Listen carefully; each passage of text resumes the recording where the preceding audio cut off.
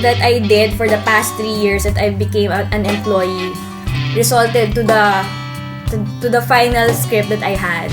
So from there, you commute every day, you see lots of people in the jeepneys, you see people being harassed or being snatched right in front of you, things like those. So sometimes there are things that just strike you, and kahit hindi mo siya natandaan agad, minsan pag gagawa ka ng storya, lumalabas yung mga ganon. It's about a lot of things, like poverty, being a breadwinner to a family, being a friend. It's parang buhay ng isang tipikal na Pilipino na binubuhay ang pamilya, na nahihirapan pero lumalaban. Sinasabi nila ang bansa natin, Pilipinas mahirap, third world country. Pero pagdating ng Pasko, tayo yung masasaya eh. Makikita mo, kahit saan ka pumunta may salo-salo, kahit simbang gabi natin, makita mo paglabas, sama-sama kumakain yung pamilya ng puto bumbong. Isa lang yung binding factor, which is and that to me was intriguing.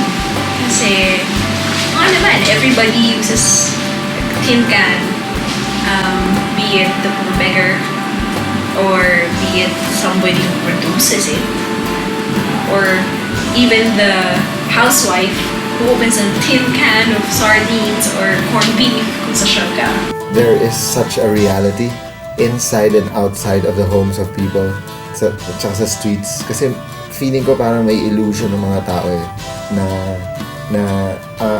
sa labas ng mga kalye, sa labas ng kalye, sa Tondo, sa Cubao, sa ganon, ang alam lang nila, nandun lang yung violence.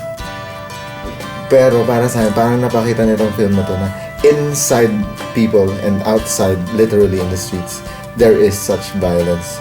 Yung mga violence sa sarili na hopeless ka, binubugbog mo sa sarili mo na hindi ka magaling, hindi ako asenso, yung ganun. So, yung contrast, yung irony, pinapakita nitong film na to.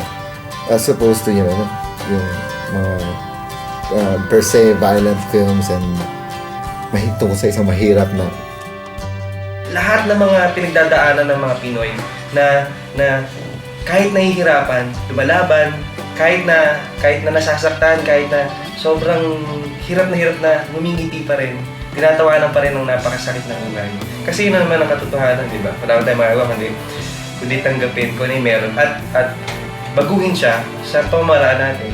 Dito pinakita na kahit gaano ka kahirap, gusto mo pa rin tumulong dun sa mga mas mahirap sa'yo. Although alam mo at tanggap natin sa sarili natin na 20 pesos lang ang laman ng bulsa natin. No? Yun yung nakaka-touch doon na wala ka ng pera pero gusto mo pa itong ipamahagi sa iba. So yun yung nakita kong kakaiba sa puso ng Pinoy. Sa akin kasi more on the emotion na yung elements na nakikita ko or nabasa ko doon sa script, like yung street scenes, ganyan, tapos Christmas setting, mga nagka-caroling, mga nagsisimba, ganun. Doon kagad na nagkaroon ako ng interest, na curious ako. Kasi, first of all, it's always a challenge to shoot mga streets, gano'n, tapos yung mga eksena na feeling mo ang hirap i-set up, no? Ang hirap gawin na parang hindi natural, gano'n, no? Pagka masyado mong pinilit. Yung story is something about a man who tries to make up for his inconsiderate moves towards a needy stranger, but he ends up seeing another tragedy from it. Si Nilo is actually the film is a journey of his character. Well, Nilo is a silent type siya ng medyo introvert siya. Ano siya parang kinikimkim kung ano mga nararamdaman. His journey na everyday he goes to work, these are the things na ginagawa niya. He's a very cerebral type of person na parang lagi nag-iisip. Nakita ko sa film na to, parang mahalaga pa rin ang pamilya.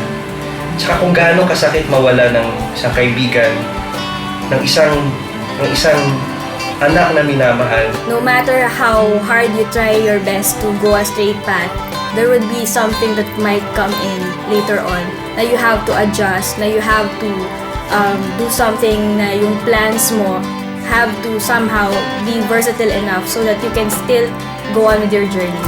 It's about uncontrollable situations. Minsan, ang malas-malas mo. Minsan, ang swerte-swerte mo. Tapos, minsan, parang hindi deserving yung pagkamalas. Yun yung dating sa'yo. Minsan, parang hindi deserving yung pagkaswerte. So, those things, lagi ka nagtatanong eh. So, mainly, yun yung gusto kong bagay na people would ponder upon. At least, mabigyan ng glimpse ang mga tao na nanonood na mapanood through Nilo's eyes. Ano ba ang mundo ginagawa niya? Which is what?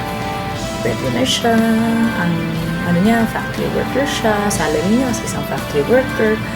Tapos, life is short. Isang Pilipino na nagsisikap.